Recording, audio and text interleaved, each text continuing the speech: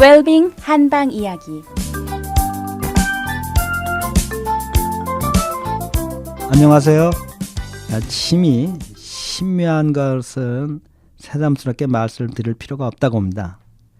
그럼 도대체 이 침이라는 것이요, 어떻게 시작해서 어떤 기제를 통해서 이와 같은 효과들을 보고 앞으로는 어떻게까지 가겠는지 살펴보도록 하겠습니다.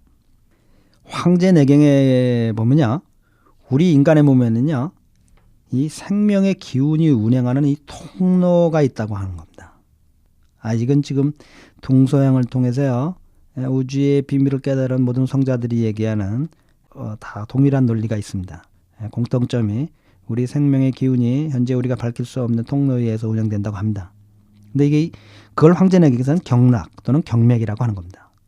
그런데요, 이 우리 몸 전신을 흐르는 이 경락이요, 이 오장육부와 연결이 되어 있다고 하는 겁니다. 그래서 한약에서는 생명의 중심이 뇌에 있는 것이 아니라 그러니까 이 오장육부에 있고, 우리의 정신작용도 오장육부에서, 우리의 생명의 작용도 오장육부에서 이런다고 하는 이런 사고를 갖고 있는 겁니다. 그래서 이 오장육부에서 발현되는 생명의 기운들이 그 통로를 타고 전신을 돈다는 겁니다.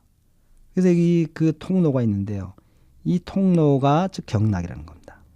그래서 이 오장육부에서 하나씩 그 통로가 있고요. 또 우리 뭐 조금만 보면 다 아실지 모르지만요, 뭐 도가에서나 또는 뭐 동양에서는 다 누구나 알 수 있는 우리 몸을요, 머리에서 항문까지 이렇게 몸통을 보면요, 머리에서 항문까지 앞과 정중앙을 앞뒤로 흐르는 생명의 기본 통로가 있다고 하는 겁니다. 뭐 참선을 하거나 뭐 명상을 하거나 도를 닦는 동양에서는 다 이걸 뭐 기본적으로 알고 있죠. 그래서 이 몸 중앙 앞으로 흐르는 경락을 인맥이라고 하고요, 뒤로 흐르는 경락을 동맥이라고 합니다. 자, 그래서 그러면 우리 몸의 경락이 몇 개입니까? 오장육부가 11개. 기본적으로 우리 몸의 생명체계를 유지한다고 하는 이 인맥과 동맥 2개 해서 13개죠. 그래서 동양의학의 경전 중에 경전이고 치매에 관한 모든 것을 다 담고 있느냐, 그 외 실장으로 어떤 책들도 뭐 덧붙인 것도 없고요, 더 밝힌 것도 없습니다. 이 황제내경 치매에 관한 모든 게 다 나와 있는데요, 이 황제내경에서는 어떤 곳에서는 우리 몸을 이렇게 13개라고 하는 것도 있고요, 경락이요, 어떤 거는 14개라고 하는 것도 있습니다. 그런데 지금은요, 모두 14개로 통일이 되어 있습니다. 현대 한의학계에서는요, 동양의학계에서는 이걸 14개로 통일이 되는데요, 어떻게 된 것입니까? 그러면 왜 오장육부 11개와 인맥, 동맥 2개 13개이지 왜 14개가 되는가 의심스러울 겁니다. 이 황제내경에서는요, 오장과 육부를 어떻게 보냐면, 오장은 이렇게 우리 몸에 전기를 담고 있는 곳이라는 겁니다. 전기를 아주 잘 보존하는 것. 그래서 오장이 상하면 안 된다는 겁니다. 육부는 뭡니까? 주로 소화기 계통이죠. 음식물이 들어와서 나가면서 그 소화 흡수하는 동적인 작용이라는 겁니다. 그러니까 거기는 음식물이 소화 흡수해서 배출이 안 되면 어떻게 됩니까? 그러면 그 큰일 나는 겁니다. 그러니까 항상 이것은 흘러가는 것이고요, 그것을 흘러가면서 이 육부를 흘러가면서 우리 몸에 그 중요한 에너지를 흡수하는 것이죠. 그래서 그건 보존하는 것이 아닙니다. 그래서 양이라고 합니다. 그래서 이 오장과 육부와 오장은 음이고 육부는 양이 돼가지고요, 서로 암수가 하나씩 짝을 이루고 있습니다. 그래서요, 우선 보면 간은 그 쓸개랑 암수를 이루고 있어요. 그래서 우리가 간담이라고 그러죠. 간담이 서늘하다. 이 간과 담을 합친 말입니다. 간 밑에 담이 있죠. 그래서 이게 간이 음이고 이 담이 양입니다. 그 다음에 심장은 이 소장과 암수 관계를 이루고 짝을 맺고 있습니다. 그래서 심장이 음이고 소장이 양입니다. 이 비장은 위와 암수 관계. 그래서 우리가 비위라고 그러죠. 비위가 좋다는 말은 뭡니까? 잘 받아들이고 잘 소화한다는 얘기입니다. 이것도 한약에서 나온 말이죠. 그래서 비장과 위가 합쳐서 암수 관계를 이루는데 무엇이 암놈이고 뭐가 순놈입니까? 이 비장이 암이고 위가 순놈인 겁니다. 폐는요, 이 대장과 암수 관계를 이루고 짝을 맺고 있는 겁니다. 그래서 폐가 음이고 대장이 양인 겁니다. 그래서 변비가 쌓이면요, 어떻게 됩니까? 그 변비의 도끼가 어디로 바로 갑니까? 폐로 바로 가는 겁니까? 그죠? 부부간에 한쪽이 다치면 그 양이 한쪽에 바로 가는 것처럼요. 근데 폐가 뭘 주관합니까? 피부를 주관하죠? 따라서 아무리 미용을 잘하고 돈을 투자를 많이 하고 성형수술을 해도요, 변비가 있으면 뭐합니까? 그 도끼가 피부로 다가서 피부가 나빠지는 겁니다. 이뻐지시려면요, 변비를 다스려야 됩니다. 이게 이뻐지는 비결의 척경입니다. 그다음에요.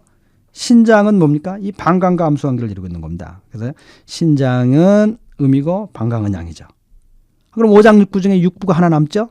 5개씩 끝나고 나니까요. 그 육부가 뭡니까? 남는 것 중에 하나가 삼초라는 겁니다. 이 삼초는 이 어려운 개념입니다. 가장 한의학에서요. 그 어려운 개념 중에 하나인데 우리 몸통을 목 아래서부터 항문까지 몸통을 상중하 3개로 나눠서 삼초라고 하는 건데요. 상초, 중초, 하초라고 그러죠. 상초에는 심장과 폐가 있고 중초에는 비위와 간담이 있고 하초에는 신장과 방광이 있다. 대충 이런 식으로 이해하시면 됩니다. 그런데 이 육부는 짝이 없는 겁니다. 이 오장육부란 말을 쓰는데 이건 동양의학의 황제내경에서 나온 말이죠. 그런데 최근 중국에서요. 오래된 한나라 시대의 무덤을 파보니까 거기서 뭐가 나왔냐면요. 죽관. 이 죽관이라고 하는 건 대나무로 쓰여진 책을 말하는 겁니다. 기록들이고요. 비단에 쓰여진 기록들이 나왔어요. 근데 이게 전부 다 한의학 내용들입니다. 동양학의 내용들인데요. 그 내용의 친구에 관한 내용들이 보는데요. 이 나온 죽관이나 비단 책들을 보니까 기록의 상태나 여러 가지 정황을 봐서 황제내경이 쓰여진 것보다 이전의 것으로 보여지는데요. 이곳에는 경락이 오장육부 11경락으로 되어 있는 겁니다.